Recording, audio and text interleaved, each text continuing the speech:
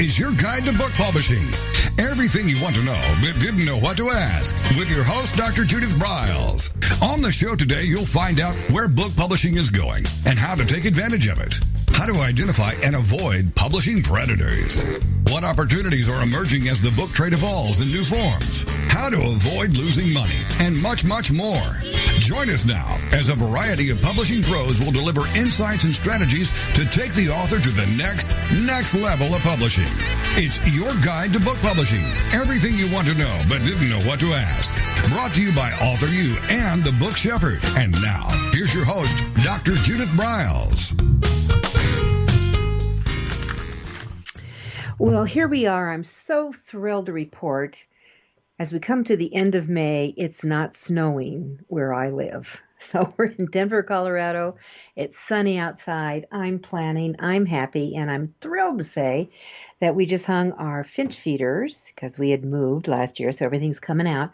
And they have already discovered it. So I know the word will go out to the finch hood and say food is on the back deck. So I'm thrilled with that. And what we've got for you today on AuthorU-Your Guide to Book Publishing is food for the author. And it really starts with as you're writing, I think one of the things that authors get stuck in is that they think they need to edit as they go along. And I'm always for just get it out, brain dump it, and then come back and do it. But there is prep that you can do before you get it to a real live, full-blown editor. Whether it's someone who is going to be doing content developmental editing with you, someone's going to be doing proof and grammar checking with you, or any other goodies that go in between.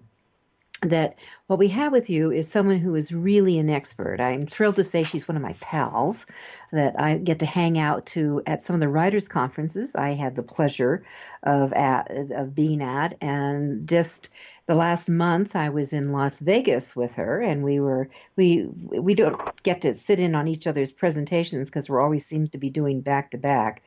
But Barb Wilson's with us today, and she is the founder of Edit Partner. And has been editing books for gazillions of years. I mean, here's someone with a really credentials of doing over 300 books. So she's not a newbie. She's not green. She's seen them all. And I'm thrilled to say she's also a member of the AuthorU Associates team. So she works with a variety of authors, both within AuthorU and certainly outside. And that I just really value her 30 years of expertise in the writing and editing field. So, Barb, welcome to AuthorU-Your Guide to Book Publishing. Oh, bless your heart, Judith, and I am thrilled to be here. I'm happy to announce to you that we don't have snow in mid-Michigan either. Yay, hooray.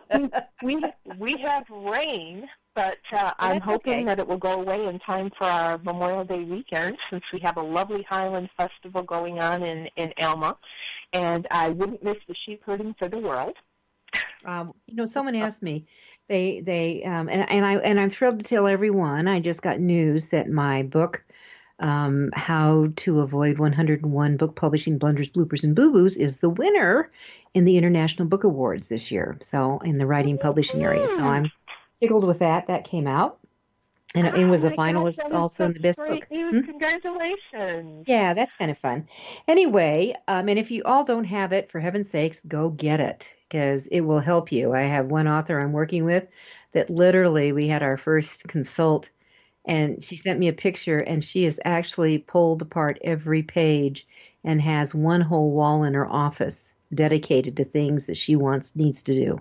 How cool is that, right? That's cool. That's listening to your mentor. Yeah, I actually sent her another book. I said, oh, for God's sakes, I'll send you another book. You ripped it apart. All right, so with that said, we're going to talk about editing today, and there's lots of things to do. And I think let's start, Barb, from the very beginning, where you're starting to noodle those ideas. You're starting to get your words down. One of the things that I've said, because, I've dictated entire books. That's how I first started writing, because I didn't really know how to write back in the 80s. And so I dictated because I could talk. and that's before the recognition software came along, like DragonSpeak. And when that came along, I thought, oh, this will be fun in doing it. And I found that it stopped me cold because I was looking at the screen and I'm thinking, oh my God, I have to fix it right now. I've got to correct the spelling. I've got to do this and that. So I'm going to tell people, if you're using voice recognition, it's really not a good idea to look at it. Just let it flow out and then come back and fix it later. Because I think it puts a cog in the process. But Barb, you might have some thoughts. So let's jump in there. Let's set them up for writing and going in, and how you can start thinking, when should I stop, put the pen down and go back and now start doing the tweaking, etc. Well, I tell my clients, and Judith, because I've told you this before, but I don't make the magic.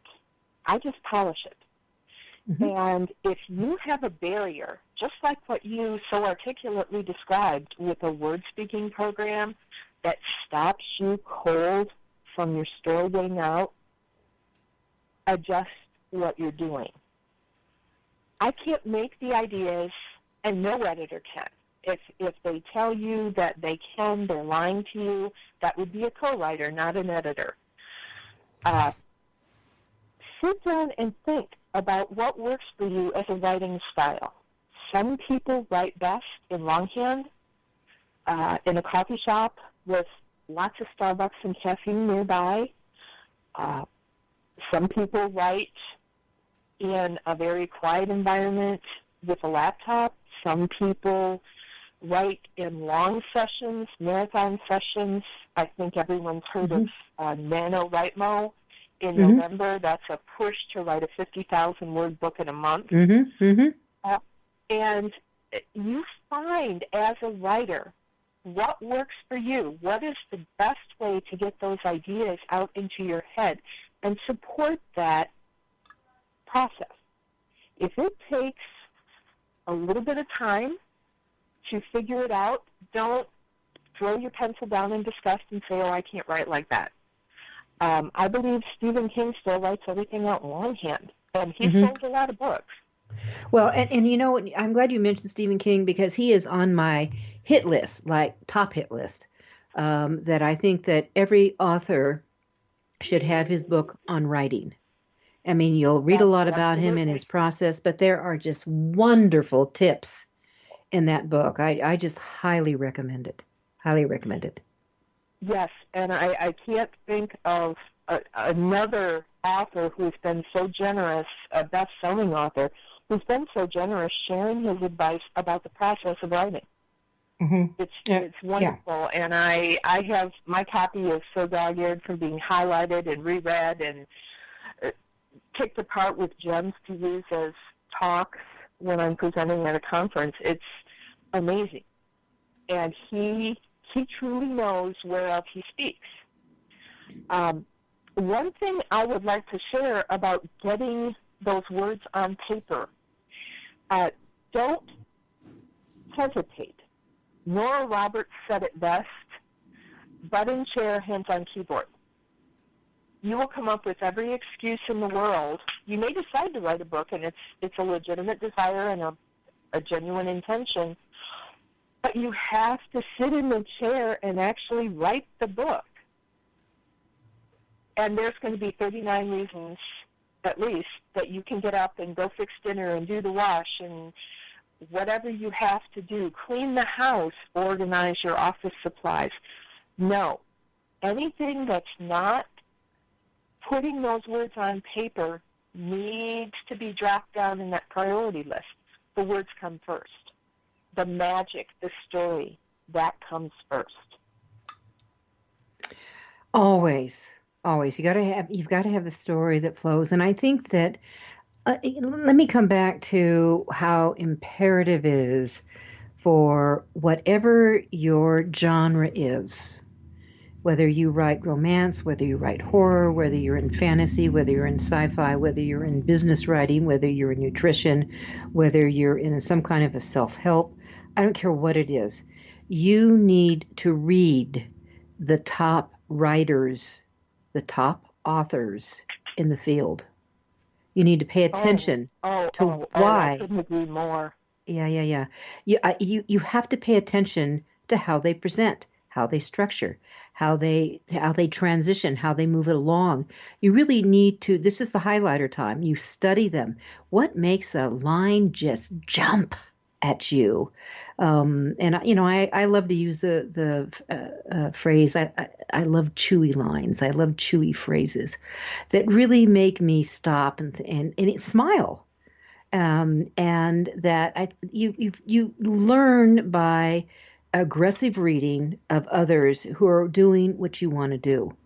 And if you're avoiding it, you might as well start putting the daggers in yourself. It's not going to work. Don't worry about, well, I'll be too influenced because they're in my field. Don't worry about that. I'm not talking, we're not stealing. We're not plagiarizing. What you're doing is learning your craft. And most authors don't do that. Wouldn't you agree, Barb? Oh, again, Judith, your words are gold today. I can't say enough about continuous learning. I've been in this industry for a very long time, and I find every time I'm fortunate enough to be around my fellow editors, my fellow writers, I am a published author as well, mm-hmm. I learn something. I learn a tool, I learn a technique, I learn a method for doing something better, or I'm exposed to ideas that give me different ways to look at my craft. Exactly. And so that's what you really need to do. So that I do more of a content editing when I'm working, have that hat on me, Barb. And what the gift I bring, especially to my business writers, I write nonfiction myself, but in the nonfiction, part of my job when I have that edit hat on is to protect you and cut out crap that's irrelevant, but also cut out crap that could hurt you. And we just finished a book, a very extraordinarily smart business guy. Oh, so successful. And he had a couple examples, and it involves leadership. Well, I'll come back to that. When we come back to my break, see, I got into it and didn't pay attention. All right, we'll be back. We're talking editing, how to make you shine and sparkle.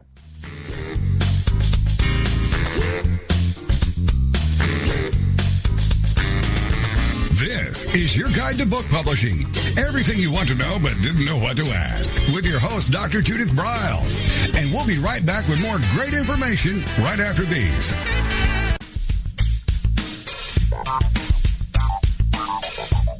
Is there a book in you or another?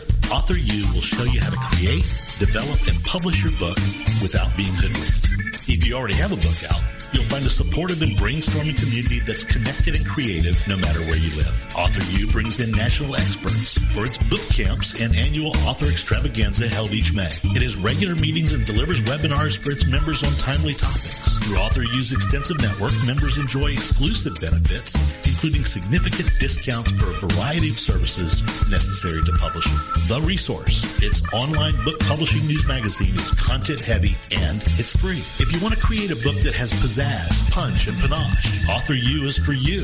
If you're a hobbyist or a casual author, it's not. Join AuthorU today through its website at AuthorU.org. Follow AuthorU on Twitter at AuthorU and on Facebook at AuthorU, where timely author and publishing tips and articles are posted daily. AuthorU, where the author goes to become seriously successful.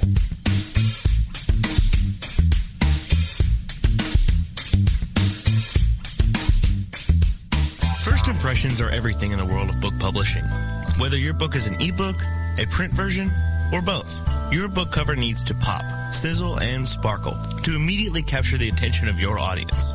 And your book's interior needs to be just as dynamic and reflect the professionalism your readers demand.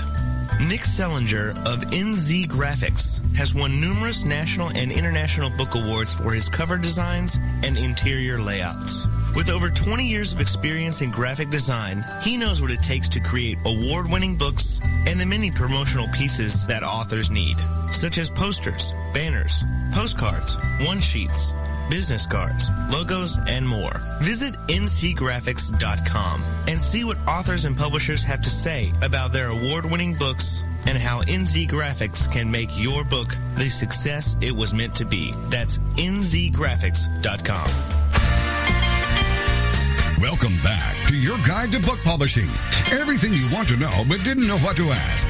If you want to write and publish a book, if you want to be successful as an author, your guide to book publishing, everything you want to know but didn't know what to ask, is for you. Stay tuned and you'll hear about statistics, scenarios, and strategies on what to do now to get you published. So let's get back to the show.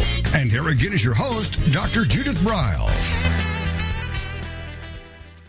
All right, so with us is Barb Wilson, and she is a partner and edit partner, and she's also someone who's been responsible for having her fingers on, get this, 7 million words to date, and working with authors in their books over a 30-year period. That's a wowza in my book. What I did is I was sharing a story, and I was so into talking with Barb, I wasn't paying attention to my producer jabbing me, so I got cut off.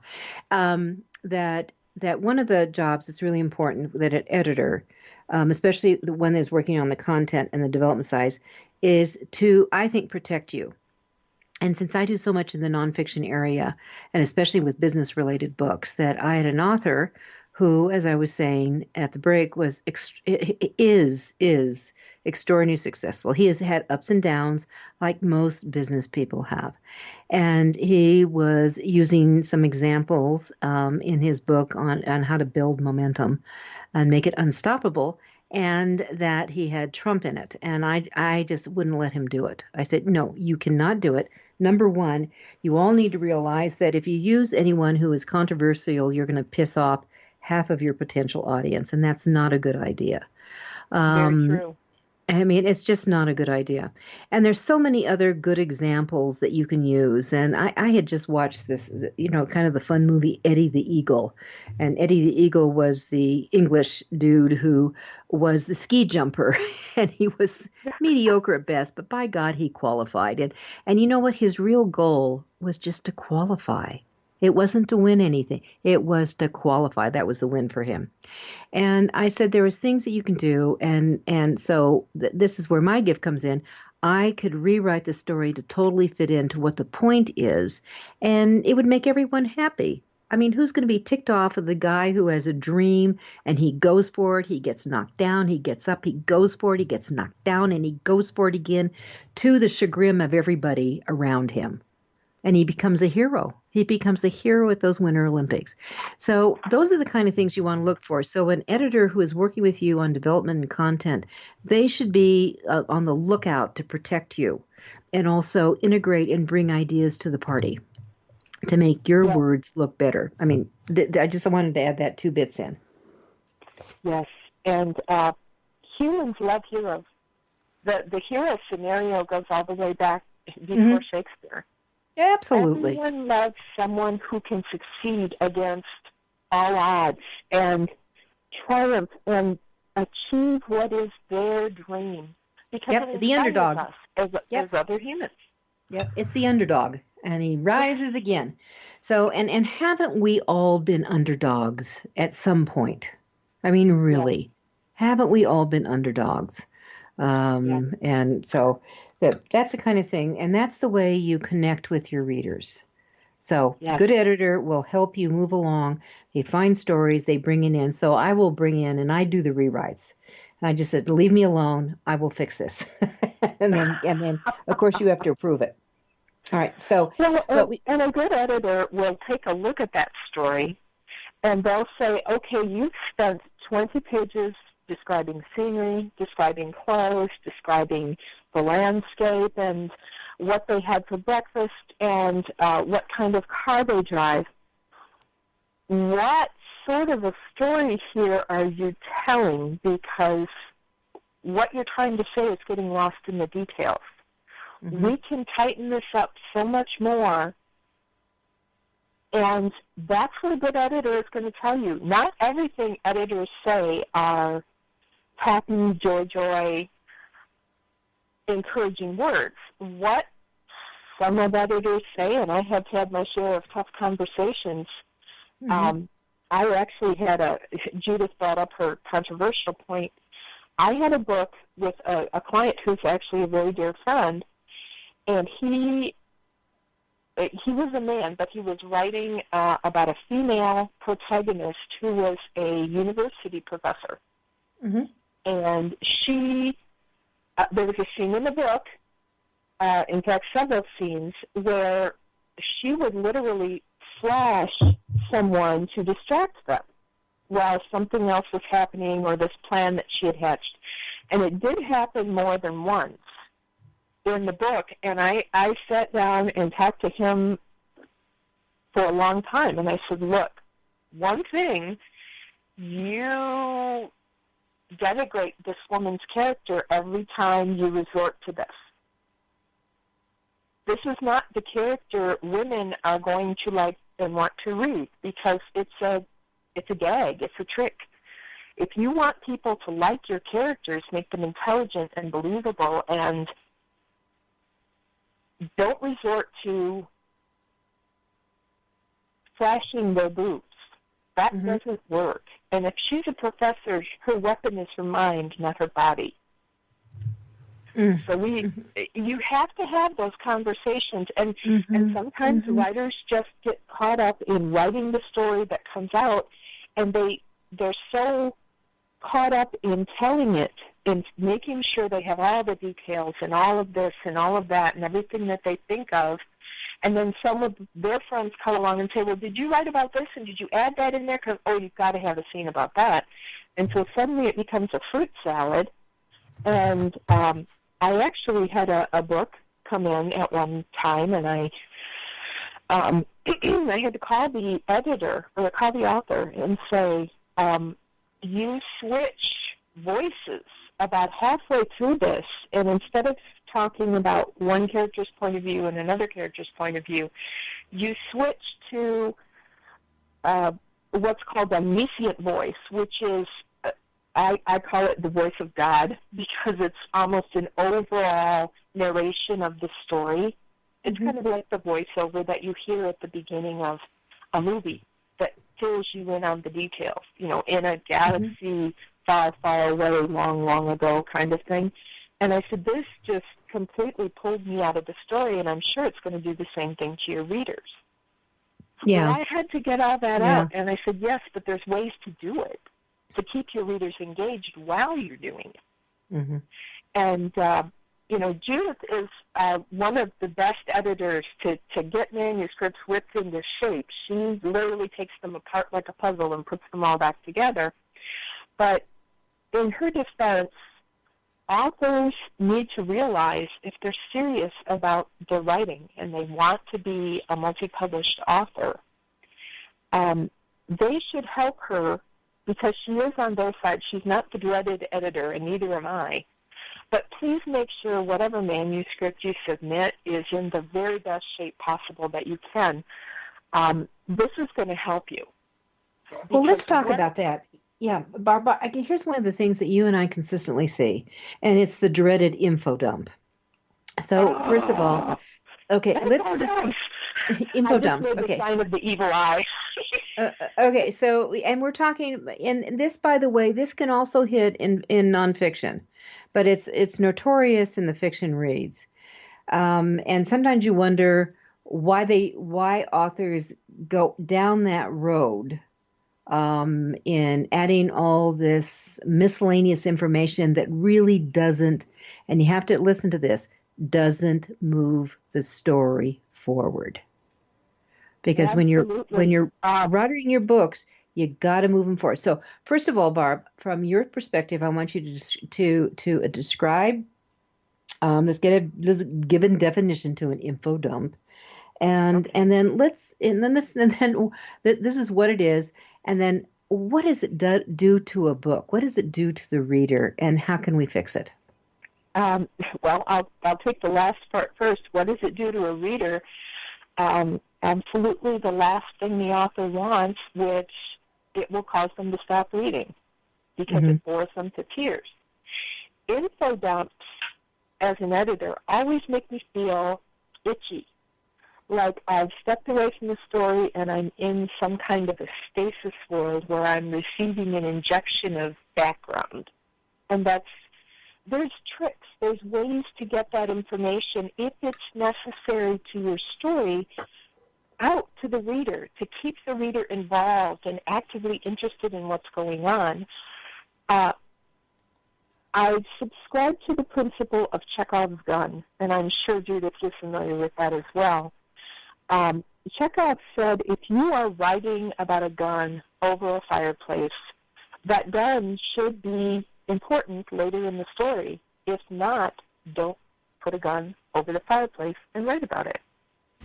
Mm-hmm. The story tells the details that are important to that story. And if you have a huge, huge section of your story that gives a lot of background in a passive voice, generally a lot of facts about your characters that are not disclosed by the characters thinking about them or other people talking about the characters, you might have an info dump. I just edited a story that was set on the other side of the world, and it was by a lovely woman who was living there for an extended period of time, and she felt actually the surrounding world was a character in the book. So we worked together to try to integrate that into the dialogue the characters were having, rather than her giving large sections of text about history and about weather. Like a Wikipedia drop. Exactly like that, yes. Yeah. So it's a challenge, but this is going to go back to what we said at the beginning of the hour, is that the way you really learn some of this is that you study really the top people who are out in your field, especially for our fiction writers, and really look at what they did. I just read it was kind of like, I did it on Easter. I just took Easter off after having the family for brunch. And I just took Easter afternoon off and plowed through an old, and I'll tell the book when we come back. I did it again. All right, it's AuthorU, your guide to book publishing. We're talking about editing and making you shine as a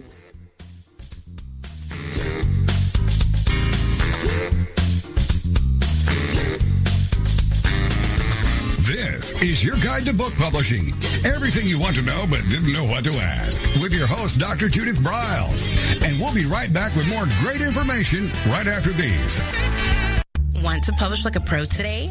Well, then take a look at Ingram Spark, the only publishing platform that offers print and ebook services through a single source. Upload, edit, and manage titles all in one place.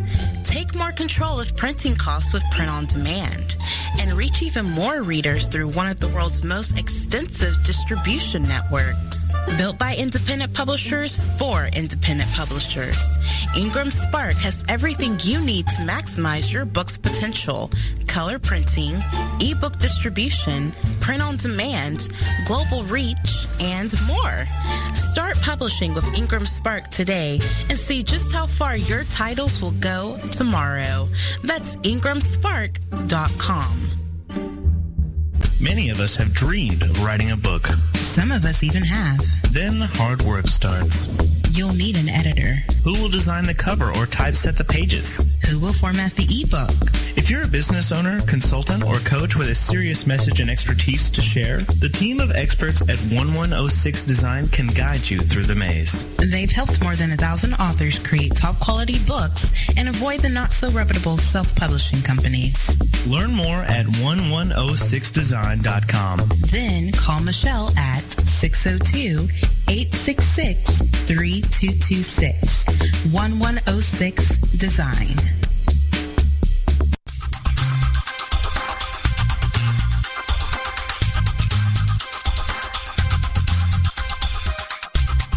When Ned Thompson and Harry Shore started Thompson Shore in 1972, they believed employees with great character would make up the best company. They were right.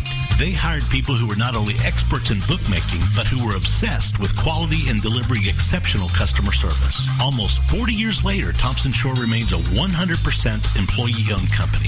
Ned and Harry knew that successful customer projects are a direct result of empowered employees. We specialize in all books for large and small publishers. Creating beautiful and well-made books, we're dedicated to pleasing our customers by making the experience a good one from start to finish. The personal touch we have with our customers allows us to be innovative in solving their most difficult challenges.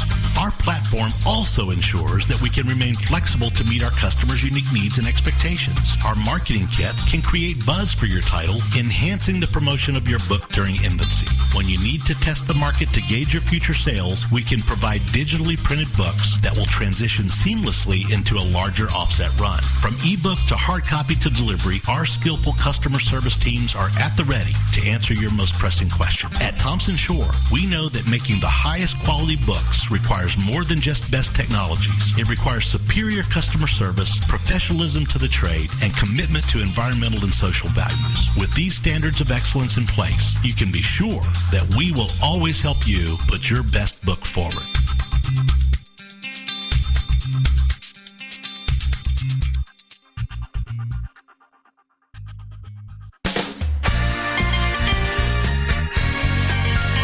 Welcome back to your guide to book publishing. Everything you want to know but didn't know what to ask. Coming up, you'll hear more about statistics, scenarios, and strategies on what to do now to get you published. So let's get back to the show. And here again is your host, Dr. Judith Briles.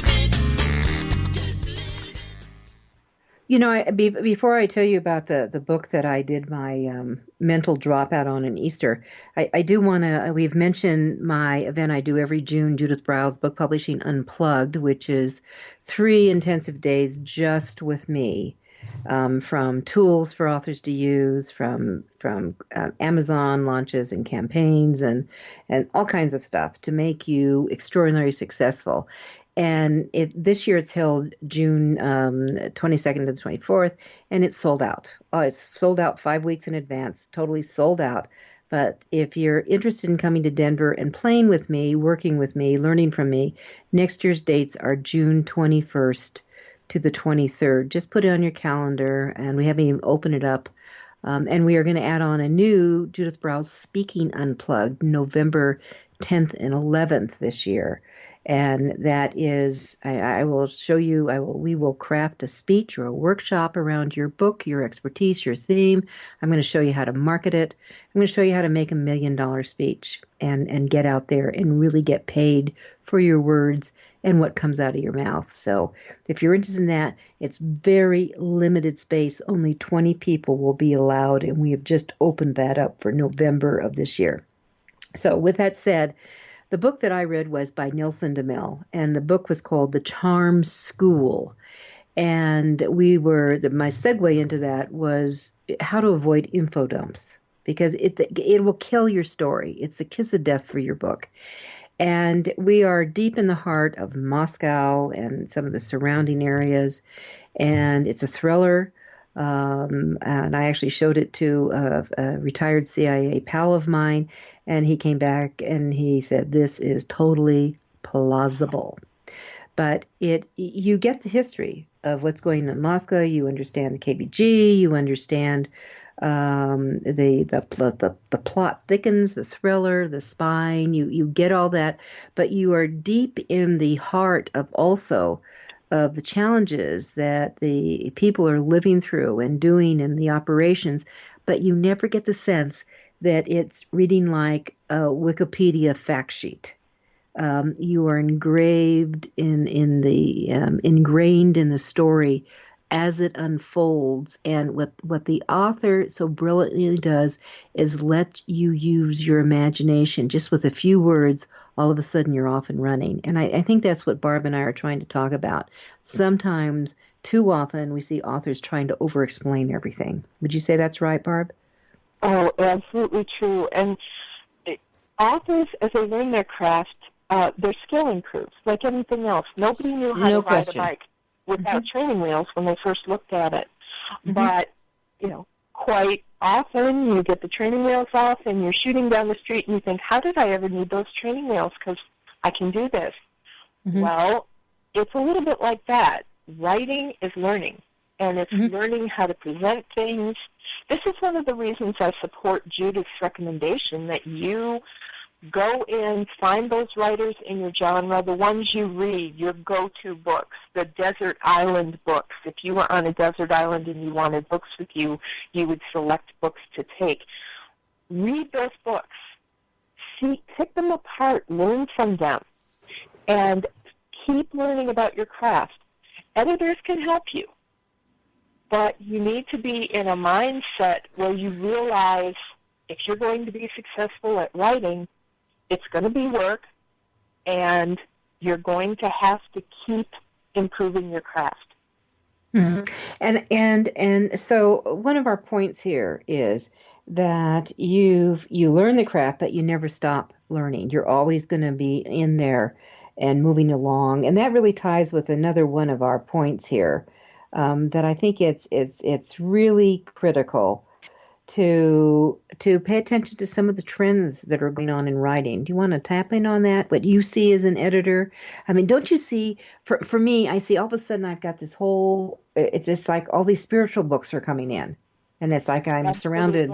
You know, there's things floating around in my conference room here. Well, I see the spiritual books kind of as a backlash to the 50 Shades pendulum swinging back. A lot of people, because 50 Shades was so hot and on trend, that people read it who really weren't interested in that kind of thing, and I think it lit the fire in a lot of would-be artists to realize that they could write sweet romance, or let's just say the bedroom door stays closed. Mm-hmm. So when the bedroom door stays closed, you have a lot of space to fill, and to do that, you go deeply into point of view on your character. You flesh out that individual. By the time you get done with that book, since you're not talking about sex and bondage and whatever else gets talked about in 50 Shades, you have your character fully developed, fully explained early on in the story. And remember, stories always have goals, motivation, and conflict. The best stories really make you be drawn into what's happening to your characters. Your characters are, as I say, book friends, because they're so finely drawn and so three-dimensional, you feel like you know that person. Which is just essential. Oh, it's essential because just essential. Yeah. I read somewhere that a reader has 7 to 10 pages of the first 7 to 10 pages of a book, and if they don't connect with the characters or the plot or what's happening, or, and this has happened as well, if they see a lot of errors that aren't caught, they'll stop reading. They'll go to something else. Mm-hmm.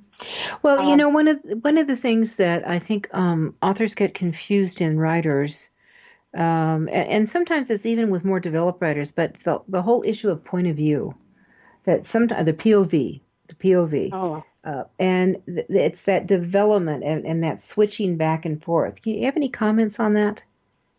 It's something that happens if writers don't know about it. They will do what's called head hopping without realizing it. And the reason I know this is my first manuscript that I wrote was full of it. I didn't realize what point of view was. So see, I kept learning and I learned. The point of view is the point of view, literally, that the story is being told from. There is a character who is pulling you into their life, and you know what they're thinking and what they're feeling and what they're sensing and what they're observing. And generally, an entire scene will be from a single point of view. If you put in the point of view of another character, you would either put in a scene break or you would start another chapter. Mm-hmm. It gets very confusing when you are reading a chapter, and as a new writer, you might not realize this, but you're including point of views from other than the main character for that chapter. And suddenly the reader is saying, wait, who's saying this? Wait, who's talking? What's going on here? And it's a very simple trick, but really you have to master point of view before. It's almost one of the first things you can do as you're putting your paper down or your book down on paper, or you're dictating your book. It has to be in place, or somebody like me is going to take it apart for you. So one of the techniques that you can do, I'm such a visual person, Barb, that when I go to movies, especially when I'm familiar with a movie, that I think that especially, and if a movie kicks off and you have like an overvoice, which would be the narrator in a book, so to speak, that is a point of view. And sometimes that carries all throughout of it. But it's a setting of a stage. The story is opening. It's unraveling. And then maybe a scene changes or something like that. That actually could be another chapter, the way you're talking.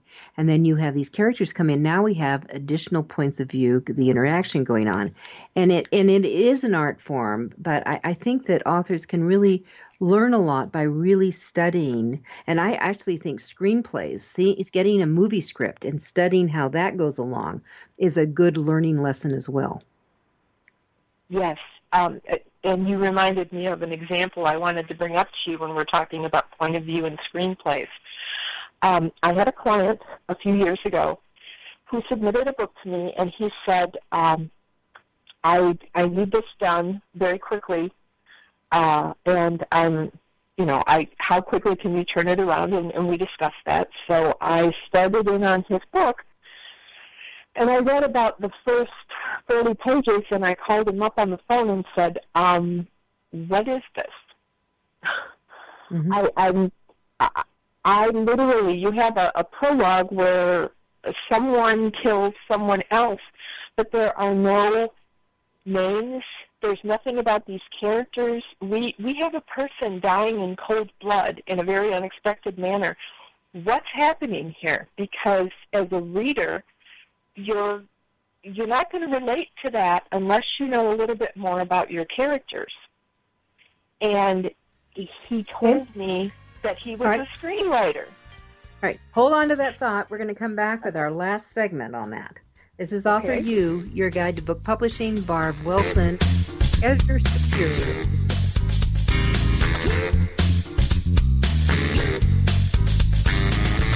This is your guide to book publishing.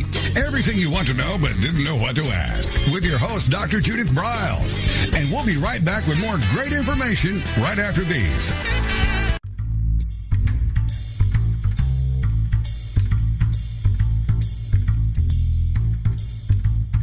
The book shepherding concept is simple. The publishing world is changing, and so must you. You need an experienced shepherd and a guide to partner with you as you create, strategize, develop, publish, and achieve your publishing goals. You can't do it alone without paying the price. You can spend your money creating a book that turns out to be so-so, or you can create a book that looks and feels classy, builds your brand, and is a financial success, a bestseller. It's your choice. You choose. You need the book shepherd.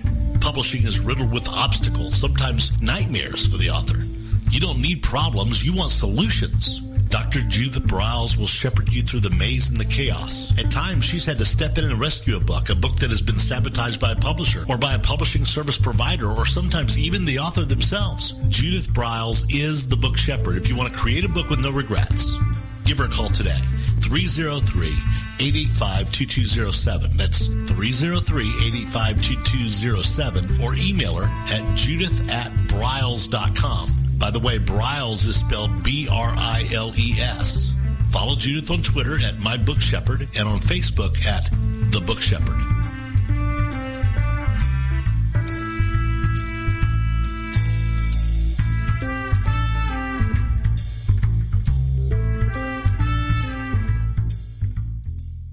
One of the most important decisions you will ever make is your choice for printing your book.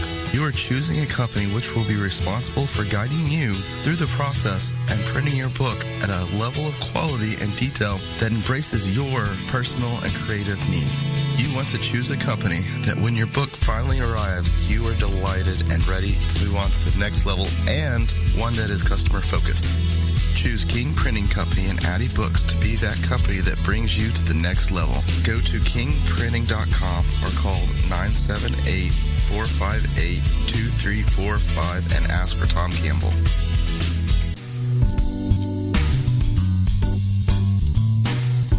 At Total Printing Systems, customer service is our priority. We are located in Southern Illinois. Our employees have an average of 18 years experience and know that customer relationships are important to our continued success. We have been a short-run book printer for nearly 40 years and always stay at the forefront of technology. Our niche is from 1 to 5,000 copies. Today, we offer digital, black and white, and 4-color high-speed inkjet printing, a cost-effective way to introduce color into your short-run titles. We, of course, offer traditional offset printing as well. Bindery is done in-house, from adhesive case binding to PUR perfect binding to mechanical binding of all types, including side sewing. We provide warehousing, kitting, distribution, inventory management, a new print-on-demand facility, streaming browser-based ebooks, and bookstore. Call us at 1-800-465-5200 for a quote on your next book project. You can also visit our website at www.tps1.com. Welcome back to your guide to book publishing. Everything you want to know but didn't know what to ask. If you want to write and publish a book, if you want to be successful as an author, your guide to book publishing, everything you want to know but didn't know what to ask, is for you. Stay tuned and you'll hear about statistics, scenarios, and strategies on what to do now to get you published. So let's get back to the show. And here again is your host, Dr. Judith Briles. All right, so Barb was telling a vignette that involved Kevin Spacey and an author who thought he had the perfect book. So let's finish that up, and then let's get into some real tidbits of things that they should do and not do in this editing process. Okay. What they need to do, do you want me to finish my story? Or yeah, I do. Oh, okay. Well, this gentleman who had contacted me to edit his book was actually a very talented screenwriter, and he had a huge pedigree of successful screenwriting accomplishments. And one of his prospective projects had just been optioned by a production company owned by Kevin Spacey. And the screenwriter, felt if this was produced as a movie, that he would have a wonderful opportunity as a parallel project to be selling a book. You know, we all know how that worked for Game of Thrones, so hey, why not have that opportunity there? Very wise choice on his part. Unfortunately, his skills were in visual interpretation and stage direction. They were not in novel writing. And he had a wonderful idea, a great hook, a fantastic plot, but his skills didn't necessarily translate to novel writing. And this goes back to what Judith and I discussed at length earlier. Learn your craft. Never stop learning. And we were able to work through this together, and he went on to get his book completed, and I wish him all the luck. I keep an eye on the movies to see if it ever got made, because it would make me feel proud sitting there. But also, one of the things Judith and I touched on, pay attention to trends. If you write paranormal and that's hot, then have some manuscripts ready to go, either to a self-pub, to an agent, to an indie publishing company, even to the big five. If you write a genre that isn't trending right now, keep writing anyway. Because if you make the worst mistake a writer can make, you write for the money. I've had people come to me and say, after I've worked with them on a project, and it didn't really catch fire, and they said, you know, you have a real talent for writing sci-fi, but you're not writing romance on the same level. Why are you doing this? Well, I write that because romance always sells. Okay, readers are really smart, and they're going to figure it out. And if you're faking it, and worse, if you're faking it for the money and not because you have a story to tell, because the characters won't shut up in your head, they're going to get it, and they're going to stay away in droves. Mm-hmm. Yeah, I'm a true believer. If you let it go, just let yourself go, fall into it. Your characters will guide you. They will start talking to you, and I mean it's an amazing process when you see some of these authors really go for it. So you mentioned you need to have a game plan here. I mean that's I use that phrase all the time. So one of the things that it always just amazes me that authors cannot succinctly create a synopsis of what their book's about. And I agree with that, Judith. I've actually done, although I will say it's a trend. In the last year, I have probably started editing more synopsis letters and working on short projects like this or descriptions or query letters. I think authors are becoming more informed, especially if they're self-pubbing or they're trying to work with an agent. And they're reaching out and seeking help. There are a ton of books out there. Almost every conference I've ever been to contains something about a synopsis. And what a synopsis is it's selling your book to someone who doesn't know anything about it in a very short word count. I call it an elevator pitch. And just as an aside, Judith, do you know what the shortest synopsis in the world was? Tell me. It's got to be like 6 words. Television show Miami Vice. Okay. When the producer looked at his co-producer and said, "We need to do another TV show," and he wrote MTV Cops on a cocktail napkin. And he wrote what cops? MTV. And that's how the television show Miami Vice. Yeah. The idea for it was generated. Okay. Oh, there you go. That was their pitch, but they got it pitched to the person who got it. I mean, that's another thing, that your target is really important. But I think what we're really saying is that whether you're going to be self-publishing, you're going to try to seek out a small press, you're going to seek out an agent, and pitch it yourself to a small press, you're getting an agent, you want to go to the big 5, whatever it is, that you need to run it parallel. And my attitude is that there are so few books really being picked up by the big 5 that you better have plan B in place. And plan B is you're going to do it yourself. And that would be from one extreme to the other, so to speak, because no matter what you do, when you get this baby out, you are going to be marketing it. So you need that synopsis. You need to be able to pitch it tightly. You need to have the right hooks for it, because if you follow that dream of being published with a New York related publishing company, you could be held out in almost on a perpetuity spectrum, waiting for the call, waiting for the letter, waiting for the email, and you have to really make a decision what you're going to do with your work. But Barb is absolutely right. You want to keep writing. If you keep writing, you're going to improve no matter what. Going back, and you can always go back, and the other stuff you look at it and you're thinking, oh my God, did I screw that one up? But there could be some real gems in there.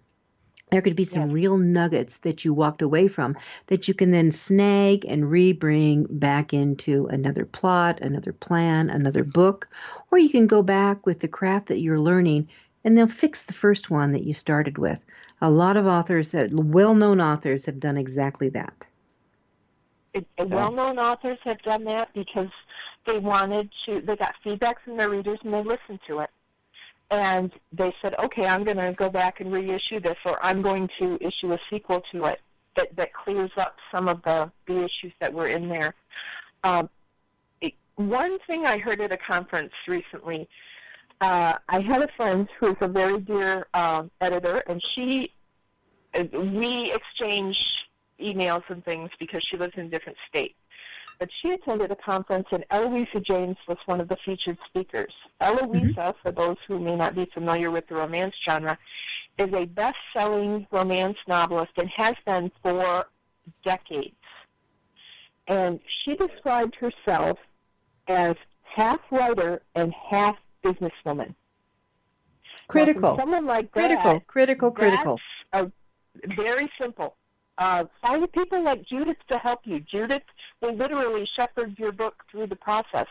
There are books. There are YouTube videos. There are constant blog posts being written on ideas and concepts and things to do. But remember, all of it's knowledge on how to make your dream come true. If anyone thinks writing is easy, Judith can tell you with, is it 38 books published? 35, yeah. 35. Some days it's like sitting down and cutting a vein open because the words just aren't coming, and you have to rip them out and put them on the page. Yeah, it is, and look, sometimes it's painful, and I get that. I really do get it. It's really hard to say to someone, this is awful, but there's possibilities here, and here's what you need to do. And I think that because we're in this microwave society that we want it all done instantly, that we really have to realize that writing does take time. And now you could blast it out. I can go away and get a draft done, really. But my writing now is more polished as I go along instead of the total dump. And you have to really figure out which you're going to do. And doing that and knowing that it's going to come back and it's going to take some time to develop it. And I'm sure you've had books come in, Barb, that the editing was kind of like a piece of cake. This is kind of like candy. It's good. It reads well. I'm not going to get brain damage in the process. And you've had other books come in thinking, oh my God, is this going to take some work? Yes. The tuna sandwich turns into a chicken sandwich 5 pages later, and the car door that opens 3 times because they keep putting in an action for the character to do, not realizing they've already done it. Those kinds of things. Mm-hmm. Those are fixable. And Judith has had clients, I'm sure, that have presented her with things that are fixable too. But part of the reason people like Judith and I do this industry, we're involved in it, is because we love it. I make dreams come true every day, and so does I know, Judith. It's so much fun. That's what's important. It is. Oh. All right, so we're going to have to end it on this. I hate to do this, so we're going to have you back again, Barb Wilson. And for all of you who are looking for a great editor, Barb Wilson is at editpartner.com, and you can read about her. But for someone who's had her fingers on 7 million words and has edited more than 300 books, that's the kind of person you want to work with. But I'm sure, and when you have these conversations, you always want to ask, do you have books that you work well with, and which ones do you want to avoid? And there are some, if they're not the right cup of tea, there's always someone else. And with that, Barb, thank you so much for being with us today. Thank you for having me, Judith. It was a pleasure. All right, everyone, happy writing, happy publishing, and certainly enjoy it as June comes into bloom. Being a part of your guide to book publishing. Everything you want to know but didn't know what to ask. With your host, Dr. Judith Briles. Each